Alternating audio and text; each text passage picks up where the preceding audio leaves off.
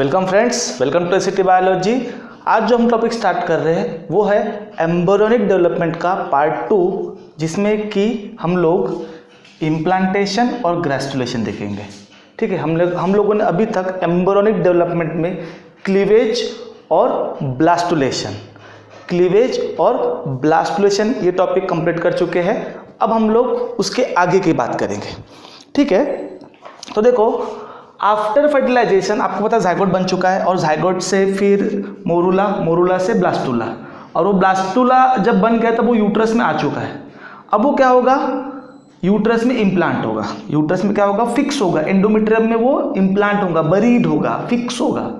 And the process is called as a implantation. ठीक है, तो एक बार हम क्या करते हैं, थोड़ा सा ब्लास्टुला को रिकॉल कर लेते हैं। ठीक है, ब्लास्टुला को रिकॉल कर लेते हैं। ठीक है, क्योंकि ब्लास्टुला ही इम्प्लांट होने वाला है और ब्लास्टुला ही अब ग्रेस्टुला बनने वाला है। ठीक है, ब्लास्टुला ही ग्रेस्टुला भी बनने वाला है। डन।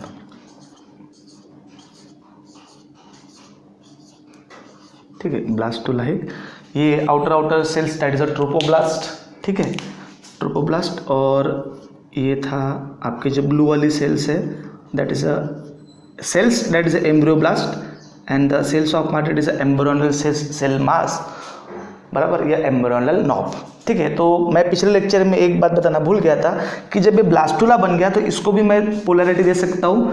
इधर वाला जो पोल है वो एम्ब्रियोनल पोल, इधर वाला जो साइड है एम्ब्रियोनल पोल, यस, और इधर वाला जो साइड है एब एम्ब्रियोनल पोल, बराबर। जिधर साइड में एम्ब्रियोनल मास है दैट इज एम्ब्रियोनल पोल, और जिधर साइड उसके अपोजिट वाला इज एब एम्ब्रियोनल पोल। ये पिछले लेक्चर में थोड़ा सा मैं ब्लास्टुला में बताना ये भूल गया था। ठीक है, तो ठीक है, ध्यान दो। तो अब देखो, ये जो ब्लास्टुला है ये 7 डेज तक तो हो गया था, है ना, जितना कंप्लीट होना था। 4th डे तक तो वो यूट्रस में वो जो मोरूला है वो आ गया है। ये अब 2-3 दिन ये सब बनने को लगेगा, और अब 7th डे से 10th डे तक, again after fertilisation, 7th day से 10th डे तक अब ये इम्प्लांट होगा। और उसी समय पर ये सेल्स अब इस प्रोसेस में भी जाने वाली है, वो भी रीअरेंज होके वो तुम्हारे जो प्राइमरी जर्म लेयर्स है that is endo ecto meso ये बनने वाली है। पर हम क्या करते हैं, पहले इम्प्लांट कैसा वो देख लेते हैं, फिर ये सेल्स जर्म लेयर्स कैसे बनी वो देख लेंगे। ठीक है, यस। तो चलो अब हम स्टार्ट करते हैं। तो चलो फिर से यूट्रस थोड़ा सा ले लेते हैं। यूट्रस का डायग्राम थोड़ा सा लगेगा हमारे को।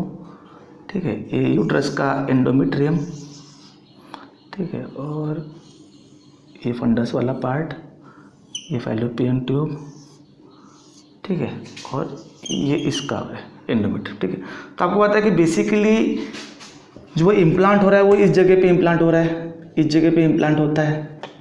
बेसिकली जो एग है वो किधर, फर्टिलाइज एग जो है वो एम्ब्रियो जो इम्प्लांट का होता है, फंडस वाले रीजन में इम्प्लांट होता है, बराबर। कहाँ, किस रीजन में होता है, फंडस वाले रीजन में। तो देखो ये चीज़ बन चुकी है, ये चीज़ यहाँ बन चुकी है। अब ये यहाँ इम्प्लांट होगा। अब ये भी तो एंडोमेट्रियम है, ये भी एंडोमेट्रियम है, ये भी एंडोमेट्रियम है। तो अब वो इम्प्लांट होगा। तो इम्प्लांटेशन में होगा क्या होता है, तो देखो वैसा तो बोला था कि ये तो पूरी ट्रोपोब्लास्ट है, आपको पता है ये पूरी सेल्स क्या है, ट्रोपोब्लास्ट है, बराबर। और वो सेल्स, वो ट्रोपोब्लास्ट जो एम्ब्रियोनल, मतलब ये पर्टिकुलर, ये पूरी ट्रोपोब्लास्ट है, पर ये इतनी सेल ट्रोपोब्लास्ट तो है, पर जो एम्ब्रियोनल मास के कांटेक्ट में that is a cells of Rauber, ठीक है ना। तो चलो अब देखो क्या हो गया। वैसे तो बोला है कि इधर की सेल्स ज़्यादा एक्टिव है, नहीं, पर लगभग पूरी सेल्स एक्टिव है। अब क्या होगा, ये जो ट्रोपोब्लास्ट है, ये 2 लेयर में डिफ्रेंशिएट होगा। ये जो ट्रोपोब्लास्ट है ये 2 लेयर में डिफ्रेंशिएट होगा। ठीक है, मतलब और एक लेयर ऐड होंगी इसमें। तो यस, तो ये 2 लेयर में डिफ्रेंशिएट हो गया। चलो मैं 2 लेयर बना लेता हूँ। ठीक है, वैसे तो ये अंदर से बनेगी, पर अब समझ लो कि ये बाहर थी, अभी अंदर एक एक्स्ट्रा बन गई।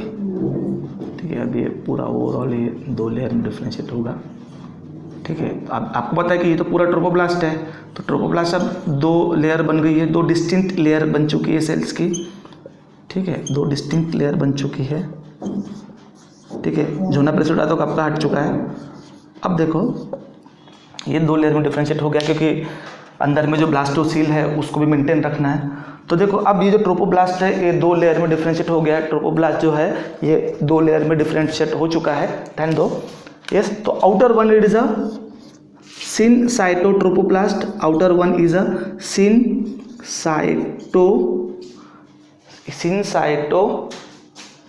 साइटो है ना, टीओ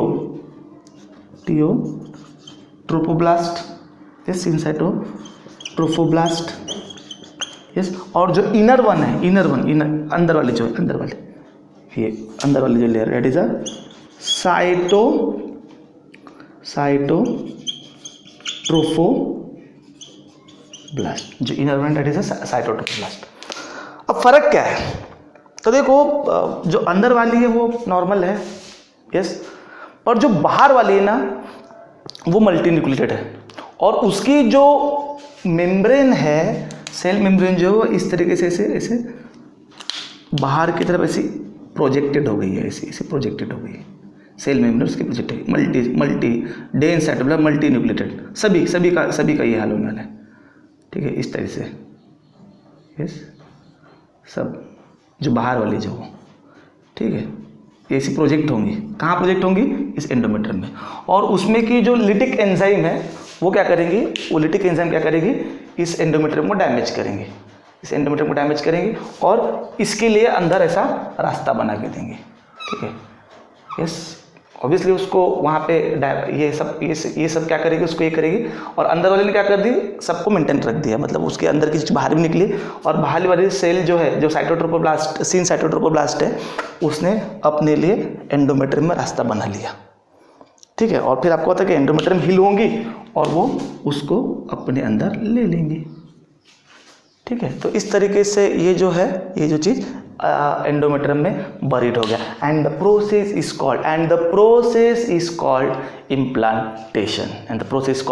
इम्प्लांटेशन, ठीक है। तो इस तरीके से इम्प्लांटेशन है, ये 7वें दिन से चालू हुआ और 10th डे तक कंप्लीट हो गया है, और ये पूरी तरह से यूट्रस में इम्प्लांट हो गया है, ठीक है, यस। समझ आए बच्चों बात, ठीक है। अब अगला जो टॉपिक है हमारा, वो है ग्रेस्टुलेशन, ठीक है। अगला जो टॉपिक है वो है ग्रेस्टुलेशन। अब देखो ग्रेस्टुलेशन और इम्प्लांटेशन, मतलब मैंने आपको शायद इसके पहले भी बोला है कि इम्प्लांटेशन और ग्रेस्टुलेशन ये दोनों साइमल्टेनियस प्रोसेस है, मतलब वो इम्प्लांट भी हो रहा है और ग्रेस्टुलेशन में क्या हो रहा है कि जर्म लेयर्स बन रही है। ग्रेस्टुलेशन में प्राइमरी जर्म लेयर्स बन रही है, किससे? इससे, एम्ब्रियोब्लास्ट से, ठीक है। तो वो ये अपना काम कर रहा है, वो अपना काम कर रहा है, पर कैसा है, हम दोनों साथ साइमल्टेनियस नहीं पढ़ सकते ना, यस। इसलिए हम क्या करें, पहले इम्प्लांट, और ऊपर से इम्प्लांटेशन कंप्लीट हो चुका है, बराबर, और ग्रेस्टुलेशन थोड़ा बाद, देखो इम्प्लांटेशन थोड़ा पहले स्टार्ट हुआ और पहले 10वें दिन तक कंप्लीट भी होगा, और ग्रेस्टुलेशन लगभग देखो वो 7वें से 10वें दिन तक इम्प्लांटेशन हुआ, ये 8वें वगैरह दिन से स्टार्ट होता है और ये 15 डे तक कंप्लीट होता है, यस। ये कब तक कंप्लीट होता है? 15 डे तक कंप्लीट होता है, और वो 10वें दिन तो कंप्लीट हो गया, मतलब ये थोड़ा लंबा भी चलेगा, और इसमें चीज़ें भी बहुत सारी होने वाली, ठीक है। थोड़ा सा कॉम्प्लिकेटेड भी है, थोड़ा सा इमेजिन भी नहीं हो पाता, ठीक है, पर फिर भी देखो जितना इमेजिन हो सके उतना करने की कोशिश करेंगे, बराबर। पिछले सिलेबस में अच्छा खासा डिटेल में दिया था, अभी थोड़ा सा उसने कंची मारा है, यस। और वैसे भी एनसीईआरटी में इसको उतना डिटेल में नहीं दिया हुआ है, बराबर, पर फिर भी तो वो जितना समझता है, जितना उन्होंने वहाँ पर थ्योरेटिकल बोला है, उसको हम डायग्रामेटिकली समझने की कोशिश करेंगे। थोड़ा लाइन टू लाइन पढ़ना पड़ेगा और थोड़ा सा लंबा भी चलेगा, वैसे तो मेरे हर वीडियो लंबे ही चलते थोड़े, ठीक है। हाँ चलो, अब देखो अभी मैं फिर इस जो क्या है आपका, मेरे को फिर से ब्लास्टुला लगेगा, अब इस यूट्रस की मेरे को ज़रूरत नहीं है, ठीक है। और प्रोसेस है ग्रेस्टुलेशन, ठीक है। तो पहले ग्रेस्टुलेशन क्या है वो देख लेते हैं, बुक में क्या बोला है gastrulation. It is the process of formation of gastrulation, जिसमें कि क्या होंगे, वो जो सेल है वो रीअरेंज होंगी, मल्टीप्लाई भी होगी और डिफरेंशिएट भी होंगी। देखो अभी क्या हो रहा था, एक ही टाइप की सेल्स बन रही थी और अभी सिर्फ ट्रोपोब्लास्ट और वो आपके क्या एम्ब्रियोनल सेल थी। पर अब क्या होगा, जो एम्ब्रियोनल सेल, अभी एम्ब्रियोब्लास्ट जो है अंदर की जो एम्ब्रियो आपके वो जो, थोड़ा सा बनाने दो मेरे को पहले, एक बार फिर से बना लेता हूँ, ब्लैक कलर से बनाता हूँ। ठीक है, ये आपका पूरा ब्लास्टुला बना लेता हूँ मैं, थोड़ा बड़ा बना रहा हूँ। ठीक है, ब्लास्टुला अभी बरीड तो हो गया है, पर अब ये बरीड मतलब फिक्स हो गया, इम्प्लांट हो गया, पर उसी समय पे ये भी हो रहा है। तो पर अभी कैसा, हम ट्रोपोब्लास्ट को शायद कंसिडर ना भी करें, क्योंकि ट्रोपोब्लास्ट तो अब रही नहीं है ना, कुछ दिन बाद ट्रोपोब्लास्ट गायब हो जाने वाली है। ठीक है, और ये है आपका एम्ब्रियोनल मास। एम्ब्रियोनल मास की जो सेल्स है उसको आप एम्ब्रियोब्लास्ट बोलते हो। 2 ही लेयर लेता हूँ मैं, उसको आप क्या बोलते हो, एम्ब्रियोब्लास्ट बोलते हो। ठीक है, अब ये एम्ब्रियोब्लास्ट सारी एक ही टाइप की सेल्स है, पर अब क्या होगा, अब ना सिर्फ डिवीजन होगा बल्कि डिफरेंशिएशन भी होगा। मतलब अब अलग अलग टाइप की सेल्स भी बनना चालू होगी, अब अलग अलग टाइप की भी सेल्स बनना चालू होगी। ठीक है, हे भगवान, ये लाइटिंग में और पंखा बंद करके पूरा स्वेटिंग हो जाता है, पर क्या करते हैं, वीडियो में पंखे का आवाज़ आएगा फिर, इसलिए बंद करना पड़ता है पंखा, और पंखा बंद तो पसीने से बेहाल, एसी मैं लगा नहीं सकता। ठीक है, यस, इसलिए एनीवे छोड़ो। तो मैंने क्या बोला, ये आपका ब्लास्टुला है और ये एम्ब्रियोनल सेल मास है। ठीक है, तो ये सेल्स अब डिवाइड भी होंगी, रीअरेंज भी होंगी, उनकी अरेंजमेंट चेंज होंगी और वो डिफरेंशिएट भी होंगी, मतलब अलग तरीके की सेल्स भी बनेंगी, अलग तरीके की वो सेल्स भी बनेगी। ठीक है, अलग तरीके की वो सेल्स भी बनेंगी, बराबर, यस। एंड द और उससे 3 जर्म लेयर बनेंगे, और उससे 3 जर्म लेयर, देखो यहाँ पे उन्होंने एक्टो एंडो मीजो बोला है, पर बनने का जो पैटर्न है वो है एंडोडर्म, पहले एंडोडर्म बनती है, फिर एक्टोडर्म और फिर मीजोडर्म। ठीक है, यही उसका ये है। और इवोल्यूशन के अकॉर्डिंग भी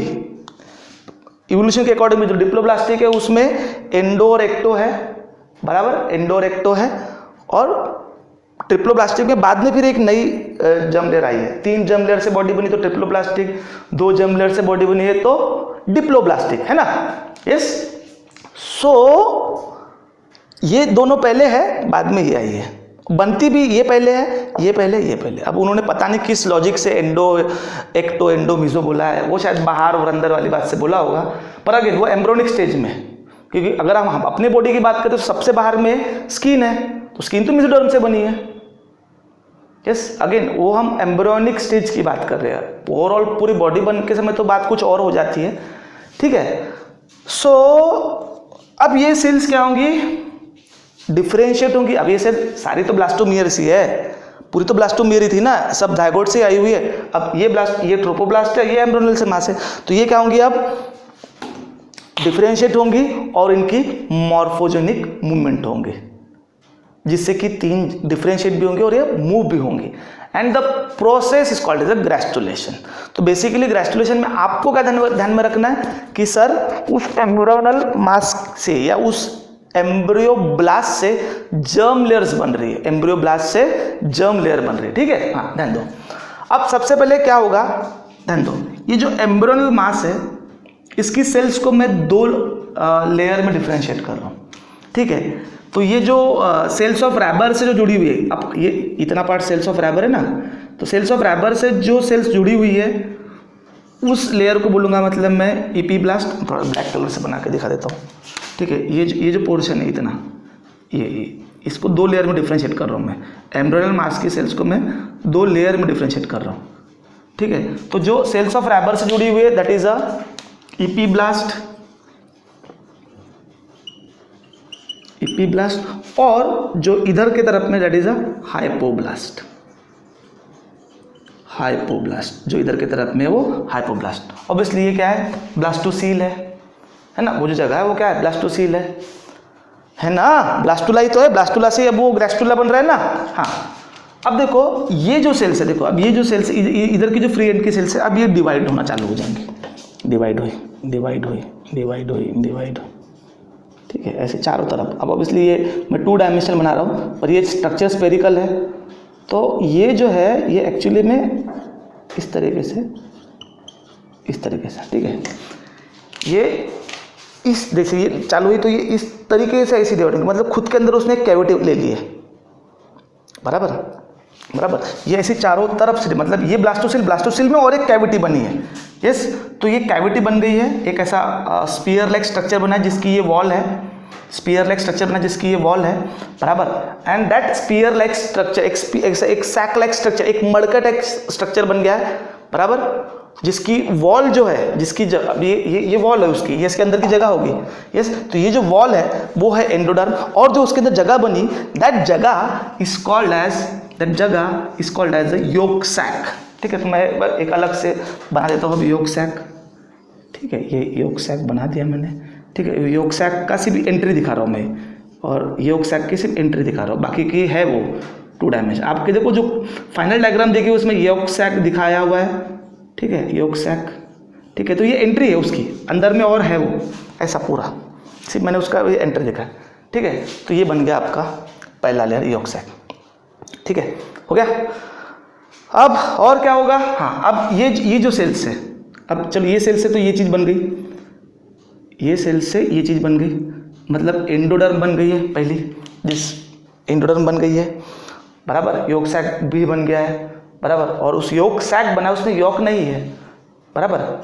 हाँ, उसके बाद अब ये जो पार्ट है, ये इतना पार्ट, इतना जो पार्ट है, मतलब इपीब्लास्ट और ये cells of Rauber together form, epiblast plus cells of Rauber together form a embryonic disc. ये इपीब्लास्ट और cells of Rauber together form, उसको हम क्या बोलेंगे, एम्ब्रियोनिक डिस्क। तो क्या बोलेंगे हम लोग, एम्ब्रियोनिक डिस्क। ये इतना पार्ट। ठीक है, ये पहली एंडोडर्म तो बन गई, और ये स्ट्रक्चर क्या है, योक सैक बन गया है आपका, योक सैक, इसमें योक नहीं है, और ये ब्लास्टोसिल तो है। ठीक है, देखो ना वो फाइनल डायग्राम कैसे बनी उसको देखते हैं। उन्होंने कुछ उसमें से और कुछ बातें मिसिंग भी है, पर एनीवे जितना है उतना तो हम एक्सप्लेन करने की कोशिश करेंगे। ठीक है, तो अभी क्या बन गया आपका, एंडोडर्म बन गई है, योक सैक बन चुका है। ठीक है, अब ये epiblast plus cells of Rauber together called as embryonic disc. ठीक है, अब ये देखो एम्ब्रियोनिक डिस्क वाली बात कहाँ दी है, epiblast divide and revert to form such a way that, अब देखो ये लास्ट पैर, after the formation of endoderm the second layer differentiate into ectoderm, the cells of epiblast divide and डी divide such a way that enclose amniotic cavity. मतलब देखो अब ये यहाँ की सेल अब इस तरीके से डिवाइड होंगी, वो भी अपने अंदर एक कैविटी बनाएंगे। ये एम्ब्रियोनिक डिस्क की ये वाले पार्ट की जो सेल्स है, वो सेल भी इस तरीके से डिवाइड होंगी कि उसके अंदर भी एक कैविटी बनेंगे, उसके अंदर भी कैविटी बनेंगे, and that cavity is called as amniotic cavity and the fluid having a amnion, and the amniotic cavity की जो सेल्स रहेंगी उसको अमाइनोजेनिक सेल्स बोलेंगे। यस, और इसी समय पे एक्टोडर्म भी बन चुकी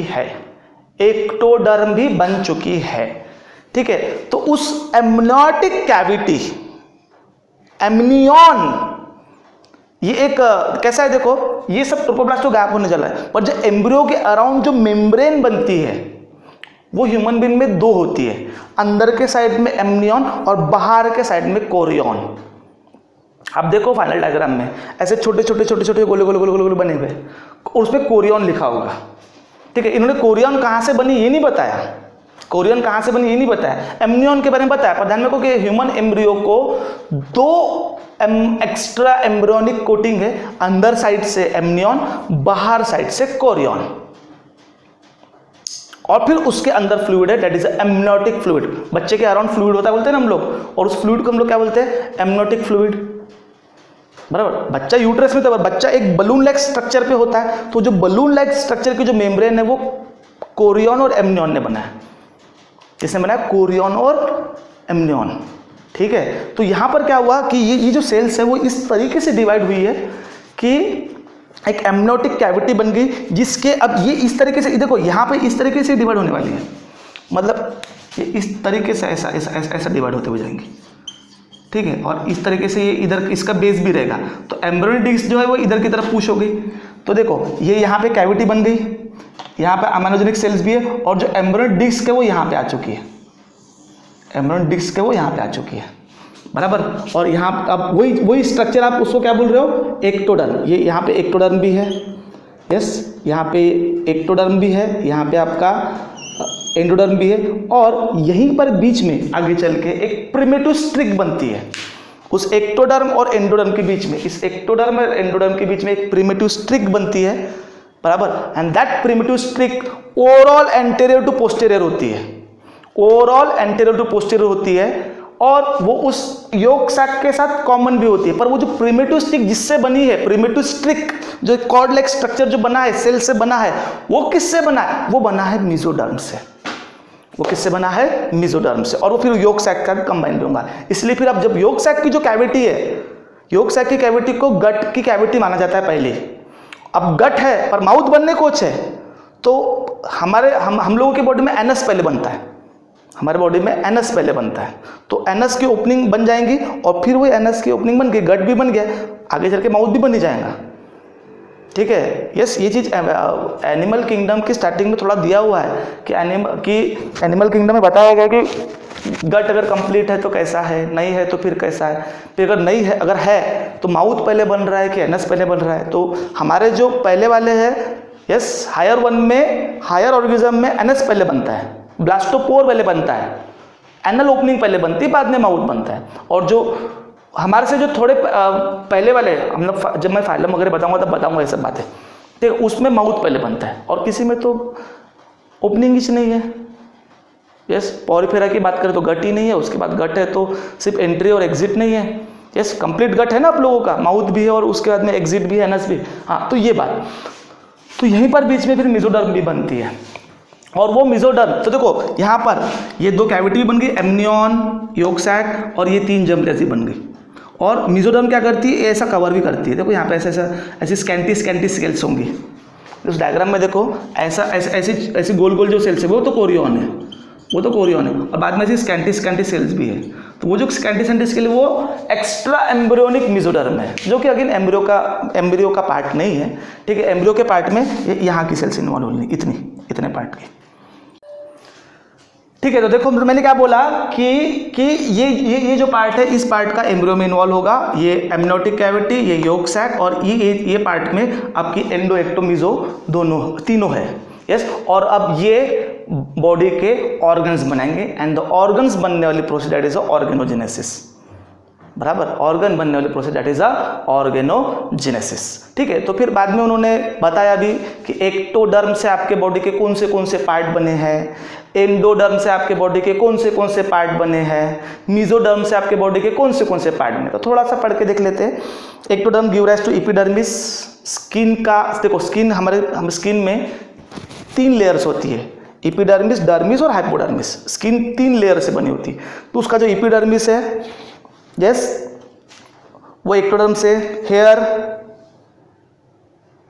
एक्टोडर्म से नेल्स, एक्टोडर्म से sweat gland, salivary gland, memory gland, lacrimal gland, sebaceous gland, cornea आंखों का, लेंस, रेटिना, कंजक्टिवा, ये सब आंखों के पार्ट है। नेसल एपिथेलियम, दांत के ऊपर का enamel, yes, internal external ear, foregut, yes, foregut मतलब इधर का part, mid gut, hind gut मतलब पूरा गट ही आपका, फोरगट और हाइंड गट, बीच का जो मिड गट है वो दूसरे लेयर से बना होगा, ठीक है। एड्रेनल मेडुला, ये सब पार्ट्स है बॉडी के, ठीक है। Anterior and posterior pituitary, pineal gland और एंटायर नर्वस सिस्टम, पूरा ये सब एक्टोडर्म की देन है हमारे बॉडी में।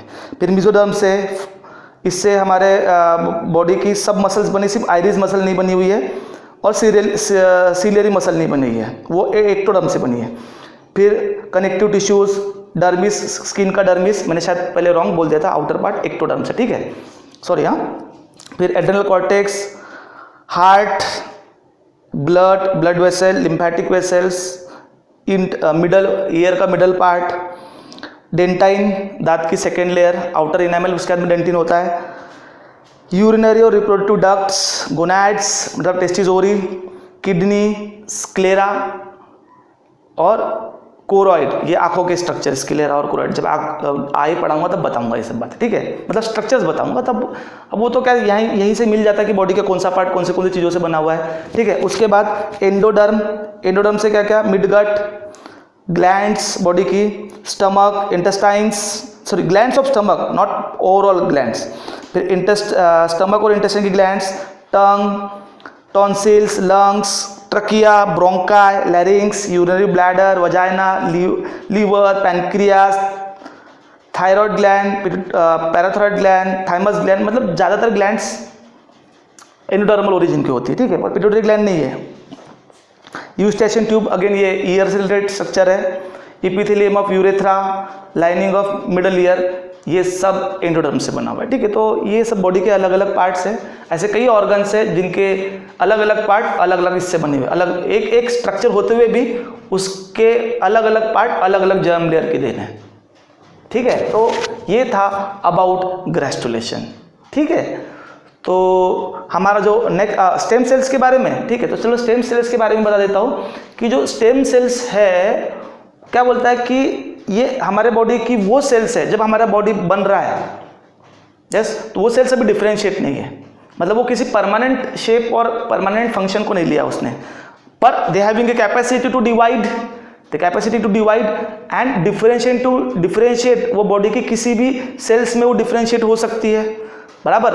तो क्या करते हैं आजकल अभी स्टेम सेल्स का जो मतलब क्या हो सकते हैं उसको, जैसे कलेक्शन करके उसको स्टोर करते हैं, बच्चे के वो एमनियोटिक फ्लूइड से लेते हैं, और फ्यूचर में अगर उसको कभी ज़रूरत पड़ी, यस, बड़ी बड़ी डिसीज जैसे कि डायबिटीज़, ल्यूकेमिया, आर्थराइटिस, उसमें उसको उसकी ट्रीटमेंट में उसी की सेल उसको फ्यूचर में काम में आ सकती है। तो इसकी एक्चुअली बैंक्स होती है, जैसे ब्लड बैंक होता है, स्पर्म बैंक होता है, तो वैसे इसकी भी बैंक होती है, उसका भी पैसा लगता है, ठीक है, पर ये उसको कलेक्ट कर सकते हैं, ठीक है। तो दैट्स अबाउट स्टेम सेल्स के बैंक के बारे में, शायद उधर दिया उन्होंने कलकत्ता में, पर वो स्टेम सेल्स है जिसको हम स्टोर कर सकते हैं, यस, वो अम्बिलिकल कॉर्ड से लेते हैं उसको, ठीक है। इस पर हम और आगे की क्लास में बात करेंगे, ठीक है। तो चलो मिलते हैं अगले क्लास में, जो कि है आपका प्रेगनेंसी, ठीक है। तब तक के लिए